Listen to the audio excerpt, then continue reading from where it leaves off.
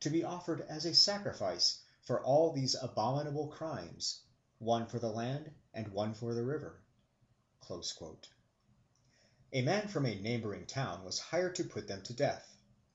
On the 27th of February, 1858, the Rev. G. C. Taylor witnessed the sacrifice of one of these victims.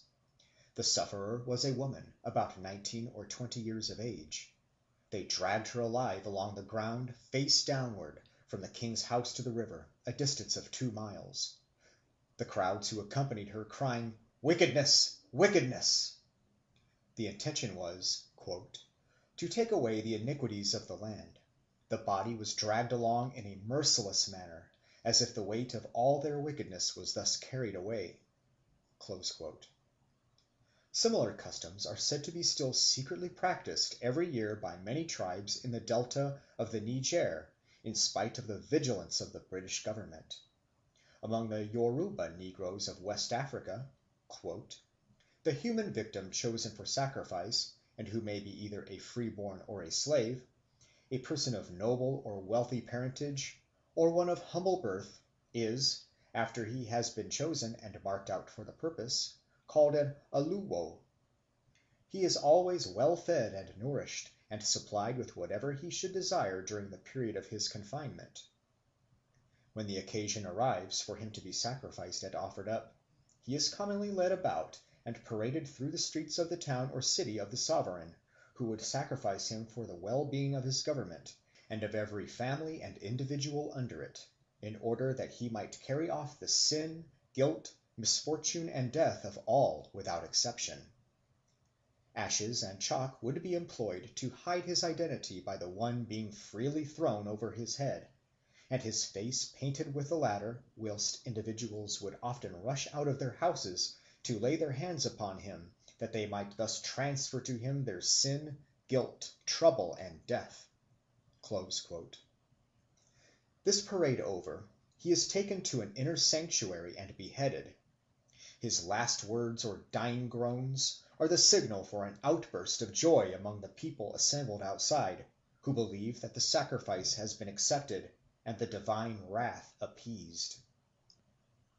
In Siam it used to be the custom on one day of the year to single out a woman broken down by debauchery, and carry her on a litter through all the streets to the music of drums and hautboys.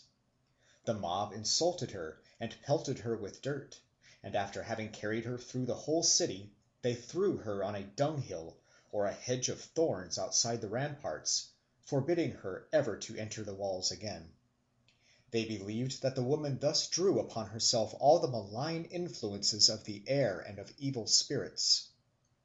The Bataks of Sumatra offer either a red horse or a buffalo as a public sacrifice to purify the land and obtain the favour of the gods. Formerly, it is said, a man was bound to the same stake as the buffalo, and when they killed the animal the man was driven away. No one might receive him, converse with him, or give him food. Doubtless he was supposed to carry away the sins and misfortunes of the people. Sometimes the scapegoat is a divine animal. The people of Malabar share the Hindu reverence for the cow, to kill and eat which "they esteem to be the crime as heinous as homicide or wilful murder." Nevertheless, the Brahmans transfer the sins of the people into one or more cows, which they are then carried away, both the cows and the sins wherewith the beasts are charged, to what place the Brahman shall appoint.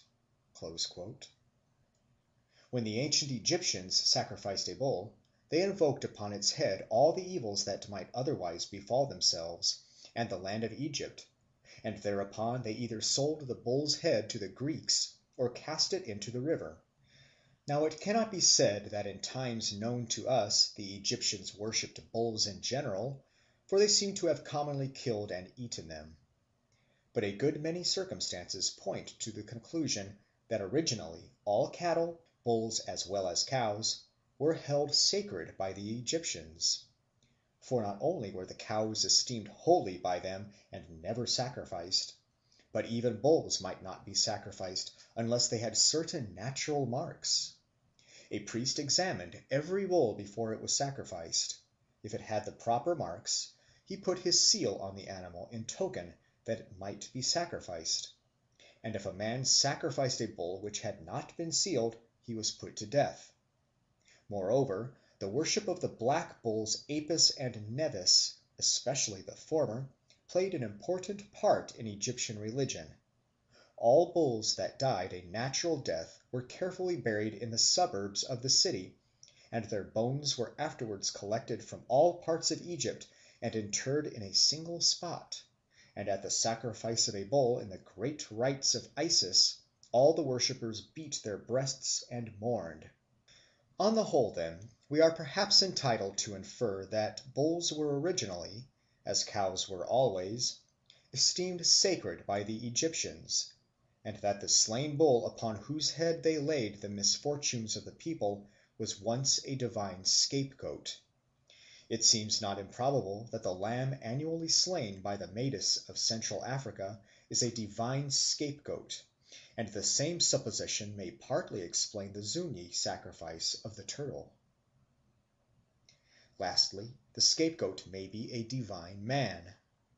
Thus, in November, the Goans of India worship Gansim Deo, the protector of the crops, and at the festival the god himself is said to descend on the head of one of the worshippers, who is suddenly seized with a kind of fit, and after staggering about, rushes off into the jungle, where it is believed that, if left to himself, he would die mad. However, they bring him back, but he does not recover his senses for 1 or 2 days. The people think that one man is thus singled out as a scapegoat for the sins of the rest of the village. In the Temple of the Moon, the Albanians of the eastern Caucasus kept a number of sacred slaves, of whom many were inspired and prophesied. When any one of these men exhibited more than the usual symptoms of inspiration or insanity, and wandered solitary up and down the woods, like the Gond in the jungle, the high priest had him bound with a sacred chain and maintained him in luxury for a year. At the end of the year he was anointed with unguents and led forth to be sacrificed. A man whose business it was to slay these human victims, and to whom practice had given dexterity, advanced from the crowd and thrust a sacred spear into the victim's side, piercing his heart. From the manner in which the slain man fell, omens were drawn as to the welfare of the commonwealth. Then the body was carried to a certain spot, where all the people stood upon it as a purificatory ceremony. This last circumstance clearly indicates that the sins of the people were transferred to the victim, just as the Jewish priest transferred the sins of the people to the scapegoat by laying his hands on the animal's head. And since the man was believed to be possessed by a divine spirit, we have here an undoubted example of a man god slain to take away the sins and misfortunes of the people. In Tibet, the ceremony of the scapegoat presents some remarkable features. The Tibetan New Year begins with the new moon, which appears about the 15th of February. For 23 days afterwards, the government of Lhasa, the capital, is taken out of the hands of the ordinary rulers and entrusted to the monk of the Dibang monastery, who offers to pay the highest sum for the privilege. The successful bidder is called the Jalno, and he announces his ascension to power in person, going through the streets of Lhasa with a silver stick in his hand. Monks from all the neighboring monasteries and temples assemble to pay him homage. The Jalno exercises his authority in the most arbitrary manner for his own benefit, as all the fines which he exacts are his by purchase. The profit he makes is about 10 times the amount of the purchase money. His men go about the streets in order to discover any conduct on the part of the inhabitants that can be found fault with.